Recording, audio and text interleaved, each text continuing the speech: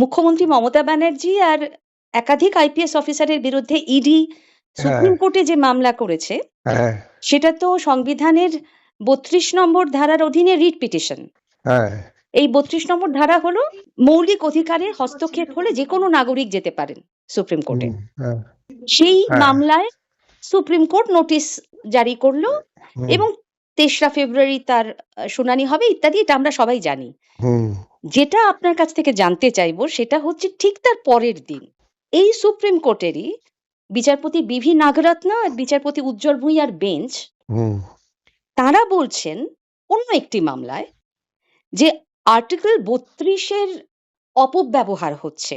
হুম, যখন হাইকোর্টে একটা মামলা পেন্ডিং তখন আর্টিকেল ৩২-এর অধীনে সুপ্রিম কোর্টে চলে আসা এটা gross abuse of the judicial process. Hmm. Article ৩২ নিয়ে এই দুটি বেঞ্চের দুরকম অবস্থান না, কেন? সেটা হচ্ছে যে এই প্রত্যেকটা মতামতকেই আপনাকে ভাবতে হবে যে কোন আবেদনের প্রেক্ষিতে এটা দেয়া হয়েছে। বিচারপতিরা যখন কোনো মতামত দেন, সেই হুম মতামতটা কখনো নৈর্ব্যক্তিক হয় না। হুম যে মামলা তারা শুনছেন সেই মামলার কি ঘটনা, সেই ঘটনার প্রেক্ষিতেই তারা মন্তব্য করেন।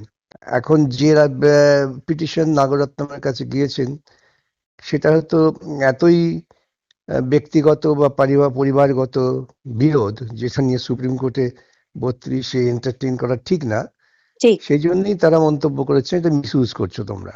কিন্তু যে মামলাটা রাজ্য সরকার বনাম ইডি। কেন্দ্রীয় সরকারের একটা দ্বৈরথ দাঁড়িয়ে গেছে, সাংবিধানিক সংকটের মতো পরিস্থিতি তৈরি হচ্ছে, হুম হুম সেক্ষেত্রে সুপ্রিম কোর্ট তাদের কি বলবো প্রজ্ঞা অনুযায়ী আর্টিকেল 32 পিটিশন গ্রহণ করেছেন। এতে খুব বেশি বিস্মিত হওয়ার কিছু নেই। আপনি একদম ঠিক বলেছেন।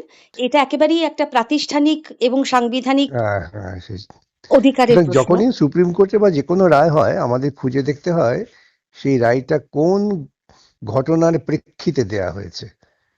বিচারপতিরা তো মন্তব্য একটা অ্যাবস্ট্রাক্ট মন্তব্য করেন না, ওই কোন মামলা শুনতে শুনতে কি সে মামলার প্রেক্ষিতে তারা মন্তব্য করেন। সেই জন্য দেখবেন একই মানে সুপ্রিম কোর্টের বিভিন্ন বিচারপতিরা হয়তো কোনো একটা বিষয় নিয়ে আমাদের মনে হচ্ছে দুজনে ভিন্ন কথা বলছেন, সেটা হতে পারে। হ্যাঁ, সেটা আমরা কিছুদিন আগে আলোচনা করছিলাম যে আর্টিকেল 21 হুম, পার্সোনাল লিবার্টি জায়গাটা। হ্যাঁ, হ্যাঁ, দুটো বেঞ্চ দুরকম অবস্থান নিচ্ছেন। হুম। না, আমি যেটা আরেকটু জানার চেষ্টা করছি সেটা হচ্ছে হাইকোর্টে যখন কোনো মামলা বিচারাধীন আছে তখন সাধারণত অর্ডিনারিলি একদম এক্সেপশনাল সিচুয়েশন না হলে সুপ্রিম কোর্ট সেটাকে গ্রহণ করে না, এটা আমরা দেখেছি।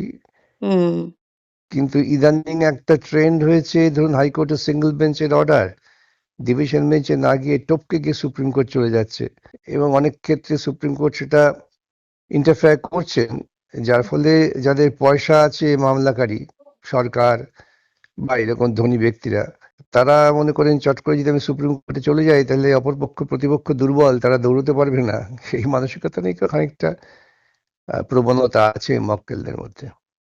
কিন্তু ইডির যাওয়াটা এটা কি হাইকোর্টে ইডি ইডি যাওয়ার ৯ একটা যুক্তি তারিখের আছে। ঘটনার জন্যই গেল? হ্যাঁ, মানে হ্যাঁ, ১৪ তারিখ অব্দি তো অপেক্ষা করতে পারতো ইডি। না ওই 9 তারিখের ঘটনার জন্যই, যেহেতু ওদের বিরুদ্ধে এফআইআর করে দায়ের করা হয়েছে, রাজ্য সরকারের পরিকল্পনা ছিল এফআইআর দায়ের করা হয়েছে, ইডি অফিসারদের গ্রেপ্তার করে আটকে রেখে দাও। উদ্দেশ্যটা অসৎ ছিল, সেটা জন্যই হয়তো তারা তাৎক্ষণিকভাবে সুপ্রিম কোর্টে গিয়েছেন।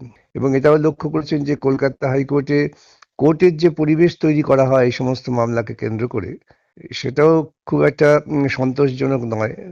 এইসব বিভিন্ন বিষয় নিয়ে হয়তো গেছেন। ঠিকই, যেটা বিচারপতি পি কে মিশ্র বললেন যে এটা কোর্টরুম না যন্তর মন্তর আর কি, মানে এই যে সেই তো, হোয়াটসঅ্যাপে মেসেজ দিয়ে ডাকা হচ্ছে যে চলে এসো। কিন্তু আহ, আগেও হয়েছে হ্যাঁ, আপনিই এটা। দেখিয়েছিলেন। হ্যাঁ, মানে তৃণমূল কংগ্রেসের একটা কালচার তৈরি হয়েছে এটা। এটা দেখানোরও একটা ব্যাপার ছিল বোধহয় ইডির হুম, হুম, তরফে যেটা করা হলো।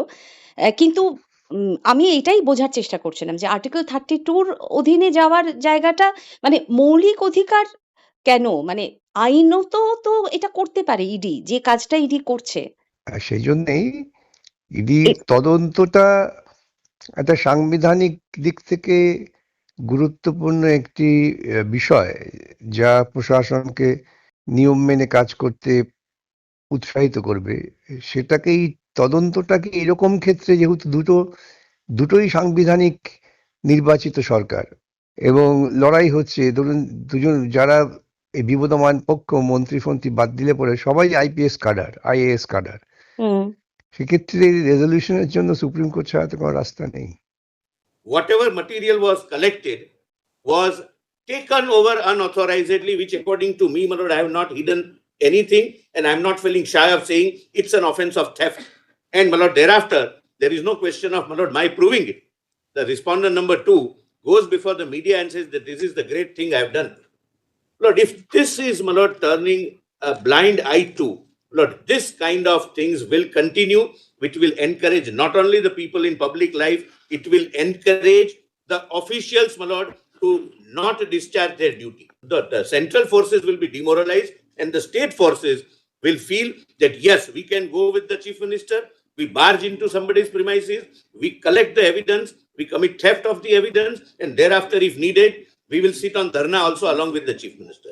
So, my lord, I am moving an application seeking a specific prayer that let that example be set, that the officers who were admittedly present, my lord, during our exercise of powers under section 17 be placed under suspension, and, my lord, let there be, my lord, a departmental inquiry, because this is a serious misconduct, even department.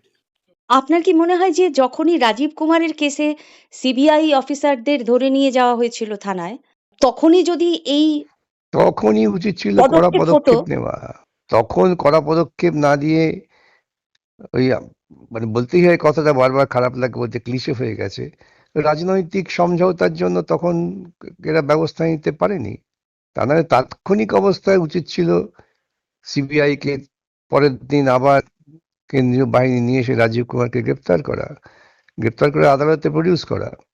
তারা সেটা করলেন না এবং রাজীব কুমার সময় পেয়ে গেলে একটা anticipatory bell নিয়ে নিলেন এবং সেই অ্যান্টিসিপেটরি বেলকেও খারিজ করবার জন্য তৎপরতার সঙ্গে সিবিআই মুভ করলেন না, 8 না, বছর 6 পরে বছর। কোর্টে। হ্যাঁ, হ্যাঁ, হ্যাঁ, হ্যাঁ। মানে এগুলো তো একেবারে এইসব জিনিস থেকেই তো মনে হয় সাধারণ ছাত্রছাত্রী যারা আইন নিয়ে পড়াশোনা করছে বা সমাজতত্ত্ব নিয়ে পড়াশোনা করছে, রাজনৈতিক বিজ্ঞান নিয়ে পড়াশোনা করছে, তারা সকলেই প্রশ্ন তুলছে, তাদের মনে প্রশ্ন জাগছে যে এটা কি হচ্ছে। মানে একেবারেই নিষ্ক্রিয় থাকছে কখনো, কখনো। হঠাৎ হুম, দেখা যাচ্ছে যে সক্রিয় হয়ে উঠছে। হুম। তখনই এই সন্দেহটা হচ্ছে যে সক্রিয়তাটা কি সত্যি, সত্যিই তদন্তের প্রয়োজনে সক্রিয়তা? বা আইনের প্রয়োজনে সক্রিয়তা? নাকি এটার পেছনে কোনো রাজনৈতিক কারণ না, আছে? উল্টোটা ভাবতে হবে, এই নিষ্ক্রিয়তাটা কিসের জন্যে? সেটাও। এই সক্রিয়তার পরিবর্তে প্রশ্ন হওয়া উচিত যে এই নিষ্ক্রিয়তাটা কেন? 2 বছর 3 বছর বা 8 বছর পর পর সিবিআই ইডি তারা নড়াচড়া করছেন, তাদের ঘুম ভাঙছে, এটা কেন? তা না হলে সক্রিয়তাকে যদি আমি নিন্দা করতে চাই, আগামী দিনে কোনো রকম ক্রিয়াই হবে না। বলবো আমাদের নিষ্ক্রিয়তাকে দেখে নিন্দা করছে না, আমাদের সক্রিয়তাকে নিন্দা করছে, অতএব চুপচাপ বসে থাকো। না, কিন্তু নিষ্ক্রিয়তার নিন্দা তো হয়। মানে কোর্টেও তারা প্রশ্নের মুখে কিন্তু পড়েছেন বারবার। না, মানে কোর্টে সিবিআই তো এবং পড়বে, কোর্ট তো অবভিয়াসলি ইডি। জিজ্ঞাসা করবে, কিন্তু কোর্টের প্রশ্ন তো পরবর্তীকালে, সব মামলা তো কোর্টে যাচ্ছে না। না, কিন্তু মিডিয়াতেও এই প্রশ্ন বারবার ওঠে না? বা দেখবেন যে প্রশ্নটা উঠছে কেন সক্রিয় হয়েছে এখন, সেটা কি সামনে নির্বাচন বলেই? এইটাই তোলা হয়। কেন এতদিন তোমরা নিষ্ক্রিয় ছিলে, কারা তোমাদের নিষ্ক্রিয় করে রাখলো, এই প্রশ্নটি আরো অনেক বেশি করে উচ্চারিত হওয়া দরকার। ঠিকই। ভালো থাকবেন। নমস্কার। নমস্কার।